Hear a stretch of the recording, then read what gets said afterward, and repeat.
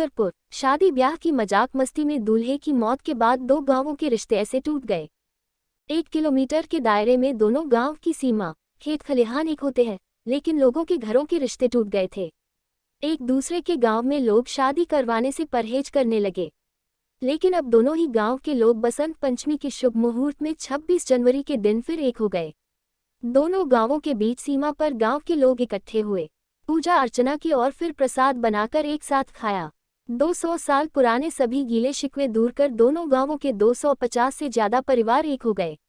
अब दोनों गांवों के बीच फिर से शहनाइयां भी गूंजने लगेगी।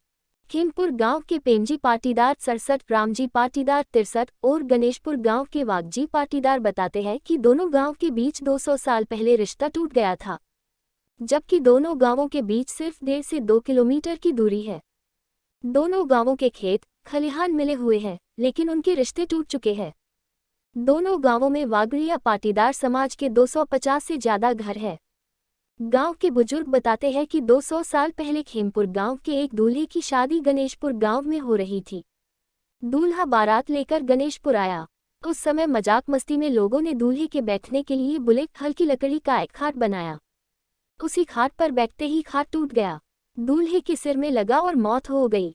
इसके बाद से दोनों गांवों के बीच रिश्ता ऐसा टूटा कि दोनों गांवों में किसी तरह की शादी ब्याह पर रोक लग गई। आसपास गांव एक ही समाज के होते हुए भी इस घटना के याद में दोनों गांव फिर नहीं मिले।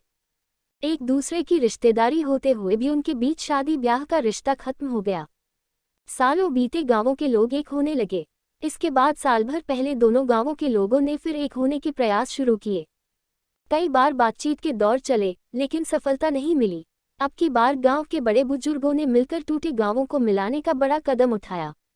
बसंत पंचमी को हुआ दोनों गांवों का मिलन। अब नहीं टूटेंगे। वागजी भाई पाटीदार, रामजी भाई पाटीदार और प्रेमजी भाई पाटीदार बताते हैं कि दोनों गांवों के सभी परिवार कल 26 जनवरी को बसंत पंचमी के दिन मिले। दोनों गांवों के बीच सीमा पर रतु भाई दर्जी के घर के पास गांव के बड़े बुजुर्ग, महिलाएं, बच्चे इकट्ठे हुए। दोनों ही गांवों के लोगों ने मिलकर भगवान सत्यनारायण की पूजा अर्चना की। सत्यनारायण भगवान की कथा के बाद हवन कुंड में आहुतियां दी और 200 साल पुराने सभी गीले शिकवे को मिटाकर एक होने का संकल्प लिया। इसके बाद दोनों गांवों के लोगों ने मिलकर प्रसाद बनाकर जिसे भगवान को भोग लगाकर खाया।